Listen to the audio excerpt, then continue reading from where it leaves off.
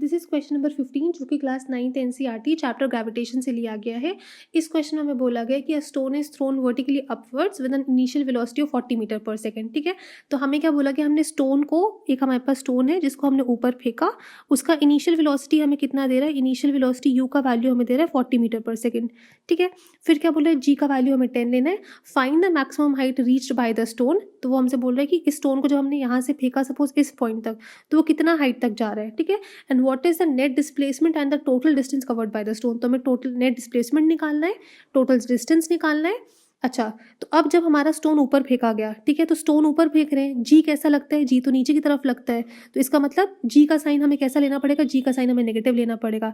उसके बाद highest point पे जब पहुंचेगा स्टोन, तो उसका वी क्या होगा, उस पॉइंट पे स्टोन रेस्ट पे आ जाएगा, तो उस पॉइंट पे वी क्या होगा, वी होगा हमारा वेलोसिटी कितनी हो जाएगी फाइनल पॉइंट पे, ये जो हमारा हाईएस्ट पॉइंट है वहाँ पे वी हो जाएगा हमारा 0 मीटर पर सेकंड, क्योंकि स्टोन कैसा होगा, स्टोन तो रेस्ट पे आएगा। ठीक है, अब हमें कैलकुलेट क्या करना है, नेट डिस्प्लेसमेंट करना है और टोटल डिस्टेंस करना है। तो हम क्या कर देते हैं, पहले हम टोटल डिस्टेंस कैलकुलेट कर लेते हैं। टोटल डिस्टेंस कैलकुलेट करने के लिए हम क्या करें, third equation of motion use कर लेते हैं। तो थर्ड इक्वेशन ऑफ मोशन क्या होती है हमारी, थर्ड इक्वेशन ऑफ मोशन हमारी होती है V square is equal to U square plus 2GS। ठीक है, एस होता है हमारा डिस्टेंस, तो ये हो गया हमारा V square is equal to S होता है हमारा डिस्टेंस या हाइट, जो भी हमें फाइंड करना है। ठीक है, तो फाइनल वेलोसिटी हमें पता है 0 है। ठीक है, ये 0 रख दिया।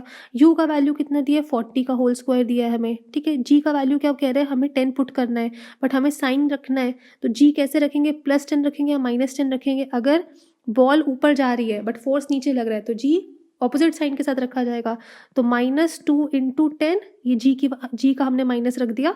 ठीक है, और हमें एस निकालना है, अब हमें हाइट निकालनी है, तो इंटू एस। ठीक है, यहाँ से जब हम एस का वैल्यू कैलकुलेट करेंगे ये सब कुछ सॉल्व करके, तो हमारे पास एस कितना आ जाएगा, 80 मीटर आ जाएगा। ठीक है, अब हमें निकालना है टोटल डिस्टेंस।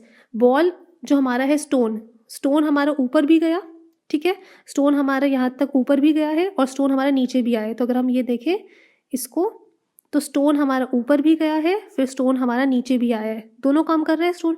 अगर स्टोन ऊपर भी गया है और नीचे भी आया है, तो टोटल डिस्टेंस कितना हो जाएगा, तो total distance will be, total distance अगर हमें फाइंड करना हुआ, तो हमें एक तरफ का डिस्टेंस तो पता लग गया, एस का वैल्यू है 80, तो टोटल डिस्टेंस कितना हो जाएगा 160 मीटर्स, 80 × 2, ये हम कर सकते हैं। तो अगर टोटल डिस्टेंस हमारा 160 मीटर्स है और हमें निकालना है टोटल डिस्प्लेसमेंट। अच्छा, टोटल डिस्प्लेसमेंट क्या होता है, डिस्प्लेसमेंट होता है अगर हम